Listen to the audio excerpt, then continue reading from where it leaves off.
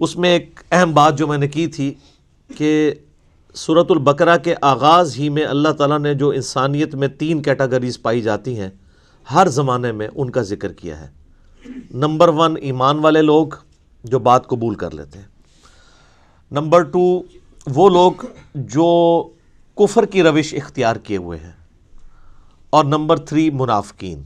دنیا کا کوئی بھی انسان آپ اٹھا لیں وہ ان 3 کیٹیگریز میں کہیں نہ کہیں فال کر رہا ہوگا، یا وہ ایمان والا ہوگا، یا وہ کافر ہوگا، یا وہ منافق ہوگا۔ اب منافق میں بھی 2 قسم کے منافق ہیں۔ ایک وہ ہے جو واقعتاً منافق ہیں، جن کو ہم اعتقادی منافق کہتے ہیں، یعنی اوپر انہوں نے اسلام کا لبادہ اوڑھا ہوا ہے لیکن اندر سے وہ کفر چھپائے ہوئے ہیں اپنے اندر۔ ایسے لوگ بہت خطرناک ہیں، اور ایسے لوگ صرف نبی صلی اللہ علیہ وآلہ وسلم کی مبارک زندگی ہی میں آئیڈینٹیفائی ہو سکتے تھے جب تک وحی کا سلسلہ جاری تھا۔ آج کی ڈیٹ میں ہم کسی کو منافق اعتقاداً تو نہیں کہہ سکتے، ہمیں نہیں پتا کہ اندر سے کوئی کیا ہے، ہم اس کے ظاہر کے اوپر بات کریں گے۔ لہذا یہ معاملہ تو اب قیامت تک کے لیے بین ہو گیا کہ کوئی مسلمان کسی دوسرے مسلمان اہل قبلہ کو، اہل کلمہ کو منافق کہہ دے۔ رہا عملی منافق، تو معذرت کے ساتھ مسلمانوں کی اکثریت عملاً منافق ہو چکی ہے، کیونکہ بخاری اور مسلم میں جو منافق کی 4 نشانیاں بیان ہوئی ہیں وہ آلموسٹ میجارٹی مسلمانوں میں پائی جاتی ہے۔ نمبر 1 بات کرے تو جھوٹ بولے۔ اسی طریقے سے نمبر 2 کبھی اس کا جھگڑا ہو جائے تو گالی گلوچ پہ اترا ہے۔ امانت رکھی جائے تو خیانت کرے۔ تو یہ عملاً پریکٹیکلی مسلمانوں میں منافقت پائی جاتی ہے۔ اس کے باوجود ہم ایسے لوگوں کو بھی منافق نہیں کہیں گے، بلکہ کہیں گے کہ ان کا عمل منافقانہ ہے، عقیدے میں مسلمان ہی ہے۔ تو اس کے لیے ٹرم ڈیوائز کی گئی ہے عملی منافق۔ اچھا، عملی کافر بھی ہو سکتا ہے کوئی مسلمان۔ صحیح مسلم میں 246 نمبر حدیث ہے، بندے کے کفر اور اسلام، شرک اور ایمان کے درمیان فرق نماز ہے۔ نماز نہ پڑھنے والا عقیدے میں اگرچہ مسلمان ہے لیکن عملاً وہ کافر ہے۔ بڑا کلیئر کٹ مسئلہ ہے۔ سورہ روم کے اندر آیا نا، وَأَقِيمُوا الصَّلَاةَ وَلَا تَكُونُوا مِنَ الْمُشْرِكِينَ، اور نماز کو قائم کرو اور مشرکین میں شامل نہ ہو۔ یعنی نماز قائم کرنے والا مسلمان ہے اور نماز کو چھوڑنے والا عملاً تو وہ مشرک ہے، عقیدے مسلمان ہے اس لیے ہم اس کی تکفیر نہیں کریں گے۔ تو کافر بھی 2 قسم کے ہیں، عملاً کافر اور اعتقاداً کافر۔ اعتقاداً کافر تو ظاہر ہے کہ جو خود اپنے آپ کو کافر بول کے کہہ رہے ہیں کہ ہم اللہ کو، رسول کو، آخرت کو یا قرآن کو نہیں مانتے، وہ ہمارے سامنے کرسچنز ہوں، جوز ہوں، بدھسٹ ہوں، ہندو ہوں، لیکن عملاً جو کافر ہیں مسلمانوں میں، آپ کو پاکستان جو اپنے آپ کو ہم کہتے ہیں اسلام کا قلعہ ہے، یہاں پہ بھی اکثریت جو ہے وہ بے نمازی ہے، لیکن پاکستان کے شناختی کارڈ میں وہ مسلمان ہے، اللہ کے ہاں وہ مسلمان نہیں ہے۔ یہ بڑا خطرناک معاملہ ہے۔ تو یہ 3 کیٹیگریز ہر زمانے میں پائی جاتی ہیں۔ ایمان والوں کے حوالے سے میں نے پچھلی دفعہ بڑی ڈیٹیل سے ڈسکشن کی تھی۔ آج اگلی 2 کیٹیگریز انشاءاللہ ہم کور کریں گے، اور اس میں بھی آپ حیران ہوں گے کہ کافروں کے بارے میں صرف 2 آیات آئی ہیں، اور اس کے بعد مسلسل کئی آیات منافقین کے بارے میں۔ ایمان والوں سے متعلق 5 آیات ہیں، کافروں سے متعلق 2 آیات ہیں، 7 ہوئیں۔ اب اس کے بعد اگر آپ دیکھیں منافقین کا سلسلہ شروع ہوگا آیت نمبر 8 سے لے کر آیت نمبر 20 تک۔ یہ کتنا خطرناک معاملہ ہے۔ 13 آیات مسلسل منافقین کے اوپر ہیں، ایمان والوں پر 5، کافروں پر 2، اور باقی 13 آیات جو ہیں وہ منافقین۔ یعنی یہ منافقت والا جو ایشو ہے یہ بہت کریٹیکل ایشو ہے، اور وہ اس لیے ہے کہ منافقین صرف اعتقادی نہیں ہوتے، عملاً بھی منافق ہوتے ہیں، جو اس وقت پریکٹیکلی مسلمانوں کی اکثریت ہو چکی ہے لیکن ان کو پتہ نہیں ہے۔ دوسری کیٹیگری، اعوذ باللہ من الشیطان الرجیم، بسم اللہ الرحمن الرحیم۔ ان الذین کفروا، بے شک وہ لوگ جنہوں نے کفر اختیار کیا، سواء علیہم، ان کے لیے تو برابر ہے، انذرتہم، کہ آپ صلی اللہ علیہ وآلہ وسلم ان کو آخرت کا ڈر سنائیں، ام لم تنذرہم لا یؤمنون، یا آپ صلی اللہ علیہ وآلہ وسلم انہیں آخرت کا ڈر نہ سنائیں، ان کے لیے برابر ہے، لا یؤمنون، وہ ایمان نہیں لے کر آئیں گے۔ اچھا، اس کا یہ مطلب نہیں ہے کہ جو کافر ہے اس کو آپ نے تبلیغ نہیں کرنی ہے۔ تو یہ کتاب ہدایت پوری انسانیت کے لیے، ھدی للناس وبینات من الہدی والفرقان، اس میں امپلائیڈ ہے ان الذین کفروا، بے شک وہ لوگ جنہوں نے کفر اختیار کیا ہے، جان بوجھ کے آنکھیں بند کی ہوئی ہیں، جس کو ڈاکٹر اسرار صاحب رحمہ اللہ تعالیٰ بڑی پیاری بات کرتے تھے کہ جو شخص سویا ہوا ہے اس کو تو آپ جگا سکتے ہیں، اور جو آنکھیں بند کر کے لیٹا ہوا ہے اس کو کوئی نہیں اٹھا سکتا، کیونکہ وہ پہلے ہی جاگ رہا ہے، جاگنا چاہتا نہیں ہے۔ تو ایسا شخص جس کے اوپر حق اور باطل واضح ہو چکا ہو، اس کے باوجود وہ جان بوجھ کے کفر کی روش اختیار کرے، اس کے لیے قرآن میں کوئی ہدایت نہیں ہے۔ یہ بڑا خطرناک معاملہ ہے۔ تو اس سے مراد وہ کافر ہیں کہ جو حق جاننے کے باوجود جان بوجھ کے اپنی قبیلے کی حمایت کے اندر، اپنی نسلی تعصب کے اندر، یا جیلسی فیکٹر کی وجہ سے، جس طرح یہودی تھے، نبی صلی اللہ علیہ وآلہ وسلم کو ماننے سے انکار کر دیا، وہ سب کے سب اس کیٹیگری میں فال کرتے ہیں۔ ان کے لیے اب آپ ان کو تبلیغ کریں نہ کریں، ان کے لیے برابر ہے، وہ ایمان نہیں لے کر آئیں گے۔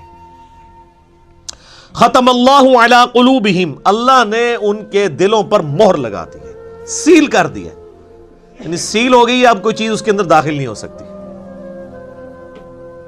وعلی سمعہم، اور ان کے کانوں پر بھی، وعلی ابصارہم، اور ان کی آنکھوں پر بھی، غشاوۃ، پردہ پڑ چکا ہے، وَلَهُمْ عَذَابٌ عَظِيمٌ، اور ان کے لیے بہت بڑا عذاب تیار کر رکھا ہے اللہ نے۔ وَلِعَوْذُ بِاللَّهِ تَعَالَى اللَّهُمَّ أَجِرْنَا مِنَ النَّارِ، اللَّهُمَّ أَجِرْنَا مِنَ النَّارِ، اللَّهُمَّ أَجِرْنَا مِنَ النَّارِ۔ اچھا، قرآن کا طالب علم جب اس طرح کی آیات پڑھتا ہے نا تو وہ پریشان ہو جاتا ہے کہ بھئی قرآن تو بہت سٹریٹ فارورڈ ہے، اور آپ دیکھ رہے ہیں کہ اللہ تعالیٰ کے مزاج میں وہ چیزیں نہیں ہیں جو آپ کو میٹھے میٹھے واعظین بتاتے ہیں۔ اس لیے میں کہتا ہوں کتابوں کا خدا اور ہے اور بابوں کا خدا اور۔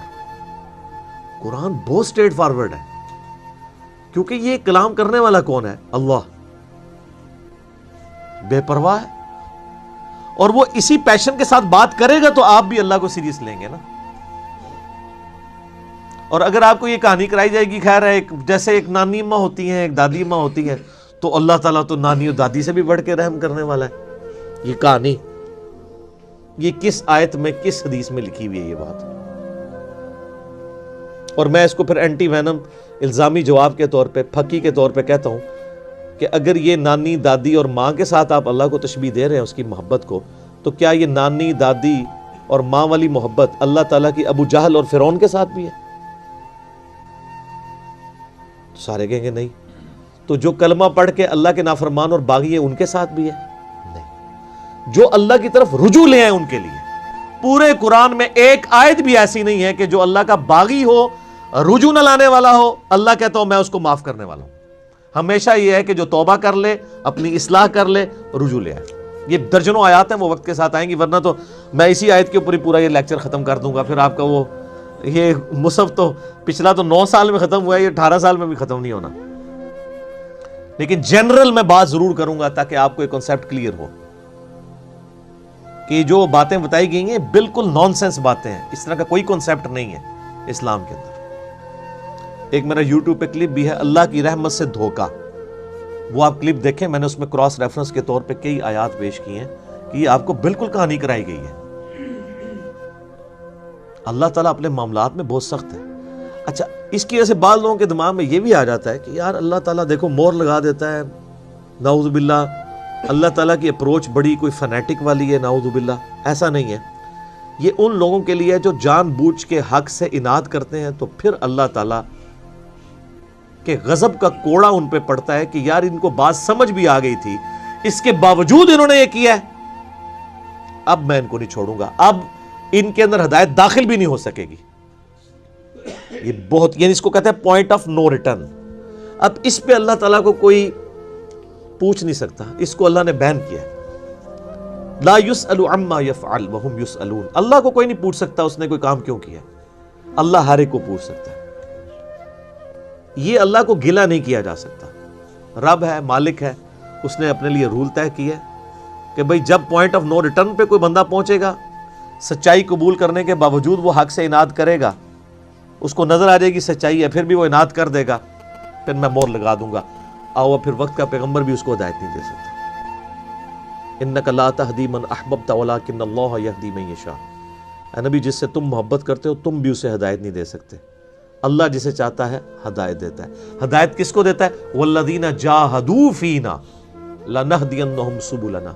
جو لوگ ہماری راہ میں کوشش کریں گے ان کے لیے ہم اپنی راہیں کھولیں گے. اس کائنات کی سب سے ایلیٹ چیز ایمان ہے، جس کے اوپر ہمیشہ کی کامیابیوں اور ناکامیوں کا فیصلہ ہونے والا ہے.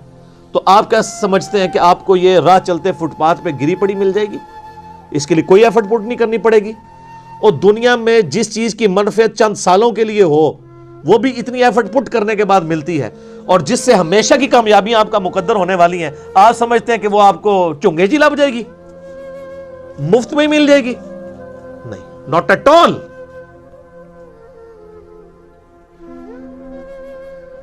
میری وائف نے جب پہلی دفعہ قرآن پڑھا نا شادی کے بعد، میں نے اس کو ایک قرآن کلاس ہوتی تھی رمضان شریف میں، تو میں نے کہا میں بچے وغیرہ میں دیکھوں گا، تم نہ صرف ایک دفعہ قرآن پڑھ لو تاکہ تمہیں پتہ چلے قرآن میں لکھا کیا ہوا ہے. قرآن آپ اکیلے بیٹھ کے تو ظاہر ہے اس طرح نہیں ہے، ایک ماحول ہوتا ہے، ایک ڈیکورم ہے، کلاس ہے، جس طرح یہاں لوگ بیٹھے ہیں. تو رمضان میں پورا قرآن اس نے مکمل کیا نا، تو میں نے اس سے پوچھا تم نے کیا یعنی اس سے حاصل کیا؟ اس نے کہا جی اللہ بہت سخت ہے، اور جس خدا کا تعارف ہمیں ہمارے ماں باپ اور یہ معاشرہ کرواتا ہے وہ خدا نہیں ہے جو قرآن میں ہے. اللہ تو اپنے معاملات میں بہت سخت ہے. یہ کتاب انذار ہے، تبشیر اور بشارت ان کے لیے جو بات مانتے ہیں. جو نہیں مانتے ہیں ان کے لیے عذاب کا کوڑا ہے یہ کتاب. کیونکہ اللہ ہے نا، یہ کائنات اس نے اس لیے بنائی ہے کہ آپ جانوروں کی طرح کھائیں پیئیں، اولاد پیدا کریں اور مر جائیں. انسان کو اس نے اپنے لیے پیدا کیا ہے، پوری کائنات انسان کے لیے اور انسان کو اپنے لیے. وما خلقت الجن والانس الا لیعبدون. اچھا یہ جو بات ہے نا، ختم اللہ علی قلوبہم وعلی سمعہم وعلی ابصارہم، مہر لگا دی ان کے دلوں پر، کانوں پر، آنکھوں پر، پردہ ڈال دیا، اب عذاب ہی ان کو آئے گا. یہ آپ نے اگر بات سمجھنی ہے نا تو آپ پارہ نمبر 7 کے آخری صفحے پہ آ جائیں. سورۃ الانعام میں آیت نمبر ہے 110، 7ویں پارے کی آخری آیت. آپ کے یہ بلو والے قرآن میں 142 نمبر پیج کی آخری آیت 110 نمبر. وَنُقَلِّبُ أَفْئِدَتَهُمْ وَأَبْصَارُهُمْ، ہم پھیر دیتے ہیں ان کے دلوں کو اور ان کی آنکھوں کو، عقل اور ان کی آنکھوں کو، کہ وہ حق بات قبول نہ کریں. حق سے اللہ فرماتا ہے کہ میں ان کو حق سے اندھا کر دیتا ہوں. کما لم یؤمنوا بہ اول مرہ، جس طرح کہ انہوں نے بھی تو پہلی دفعہ جب ان کے اوپر حق کھلا تھا انہوں نے ایمان لانے سے روح گردانی کی تھی نا، اب یہ چاہیں گے بھی نہ تو میں ان کو اسلام کی طرف نہیں آنے دوں گا. وَنَذَرُهُمْ فِي طُغْيَانِهِمْ يَعْمَهُونَ، اور میں ان کو چھوڑ دوں گا اپنی سرکشی میں بھٹکتے پھریں. وَلَوْ أَنَّنَا نَزَّلْنَا إِلَيْهِمُ الْمَلَائِكَةَ، اور اب اگر فرشتے بھی ان کے سامنے نازل ہوں، وَكَلَّمَهُمُ الْمَوْتَ، اور مردے قبروں سے نکل کے ان کے ساتھ بات کرنا شروع کر دیں. وَحَشَرْنَا عَلَيْهِمْ كُلَّ شَيْءٍ قُبُولًا، اور ہر چیز جن کا ان سے وعدہ کیا تھا ان کی آنکھوں کے سامنے آ جائے، قیامت بھی، عذاب بھی، سب کچھ بھی. مَا كَانُوا لِيُؤْمِنُوا، پھر بھی یہ ایمان نہیں لے کے آئیں گے. یہ ہے سر کتابوں کا خدا. یہ نانی اماں، دادی اماں اور ماما نہیں ہے، یہ اللہ ہے. کتنی سختی ہے کہ فرشتے بھی. اب مجھے بتائیں کسی سے مردہ نکل کے قبر سے کہے کہ میری تو پھینٹی لگ گئی ہے، آپ کو تو پوری زندگی نیند نہیں آنی ہے، لیکن اللہ فرما رہا ہے پھر بھی یہ ایمان نہیں لے کے آئیں گے. کر لو جو کر، یہ اللہ کہہ رہا ہے. آمین. الا ان یشاء اللہ، ہاں اگر اللہ ہی چاہے زبردستی کسی کو اس طریقے سے ہدایت دے دے وہ الگ بات ہے. ولیکن اکثرہم یجہلون، لیکن اکثر لوگ جہالت کا شکار ہیں، وہ اپنی وشفل تھنکنگز کے اندر امانیہم جنہیں کہا گیا ہے وہ ان میں پھر رہے ہیں، پھرتے رہے. اللہ تعالیٰ اپنے معاملات میں بہت سخت ہے میرے بھائیوں. اللہ کو سیریس لینے کی ضرورت ہے. ظاہر ہے اس کائنات کی ایک ہی حقیقت ہے، وہ اللہ ہے. اگر اس کو کوئی سیریس نہیں لیتا تو اللہ تعالیٰ کے لیے کیا ہے؟ وہ تو اپنے نبی سے 3 دفعہ قرآن میں کہلوا رہا ہے، قل انی اخاف ان عصیت ربی عذاب یوم عظیم. اے نبی تم فرما دو کہ بالفرض اگر میں بھی اپنے رب کی نافرمانی کروں تو مجھے خود اس بات کا ڈر لگا ہے کہ بڑے دن کا عذاب مجھے بھی آ پکڑے گا. جی سورۃ الانعام، سورہ یونس، سورہ الزمر، 3 سورتوں میں یہ ایک آیت 3 دفعہ آئی ہے.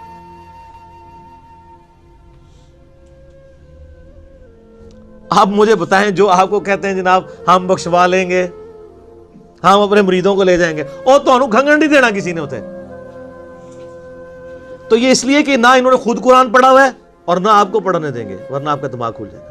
او جی گاڈ از آل لونگ، یہ کرسچنز نے بھی ایک دھوکہ دیا ہے نا، گاڈ از آل لونگ. تو میں نے ان کو بھی پھکی دی تھی کہ اگر گاڈ از آل لونگ ہے اور وہ آل لونگ کا کنسیپٹ پھر صوفیاء کے ہاں ادھر مسلمانوں میں بھی داخل ہوا، وہ جی اللہ کو ہماری نمازیں چاہیے. اور سر اللہ نے کب کہا مجھے تمہاری نمازیں چاہیے؟ اللہ کہتا ہے تمہیں تمہارے لیے نمازیں چاہیے، اللہ کے لیے نہیں، اپنے لیے. گاڈ از آل لونگ، او آل لونگ اس کے لیے ہے جو اس کا بندہ بن جائے گا، باغی کے لیے نہیں. تو پھر میں نے ان کو دنیاوی طور پہ ایک الزامی جواب اینٹی وینم پھکی دی ہے کہ بتاؤ تمہارے دشمن کی بھی بیوی ہو اگر کوئی اور اس کے چھوٹے چھوٹے 4 بچے ہوں، کیا تم اپنے دشمن کے لیے خواہش رکھو گے کہ اس کی بیوی چھوٹے چھوٹے 4 بچے چھوڑ کے مر جائے اور اس کے بچے سوتیلی ماں کے ہاتھوں پٹتے رہیں، ان کے مینٹل ماڈلز تک بدل جائیں؟ سارے کہیں گے نہیں نہیں جی. کیوں نہیں؟ دل پسیجتا ہے. اچھا آپ کا دل پسیجتا ہے اور آپ نے ہمیں یہ کہانی کرائی ہے کہ اللہ تعالیٰ ماں سے اتنے گنا اور دادی سے اتنے گنا اور نانی سے اتنے گنا محبت کرتا ہے، تو وہ اللہ روزانہ ہزاروں ایسی عورتوں کو موت کیوں دیتا ہے جن کے 4 چھوٹے چھوٹے بچے ہوتے ہیں؟ اس پہ ساروں کی زبانیں گنگ ہو جاتی ہیں. اگر وہ آل لونگ ہے کیوں موت دیتا ہے پھر؟ آپ تو اپنے دشمن کی بیوی کو بھی موت نہ دیں، وہ روزانہ ہزاروں ایسی ماؤں کو موت کیوں دیتا ہے جن کے چھوٹے چھوٹے بچے ہوتے ہیں؟ اس کا مطلب ہے آپ نے جو احساسات ڈیولپ کیے ہوئے ہیں کہ اللہ اپنے بندوں کے ساتھ یہ کرتا ہے، وہ نہیں ہے. اللہ اپنے احساسات کا اسیر نہیں ہے. اللہ کے وہ جذبات نہیں ہیں جو آپ کے ہوتے ہیں، وہ بے پرواہ ہے. ہاں جو اس کا ہو جائے نا اس کے لیے معاملہ الگ ہے. وہ صحیح بخاری میں حدیث ہے کہ جس نے میرے ولی کے ساتھ دشمنی کی میرا اعلان جنگ ہے اس کے خلاف.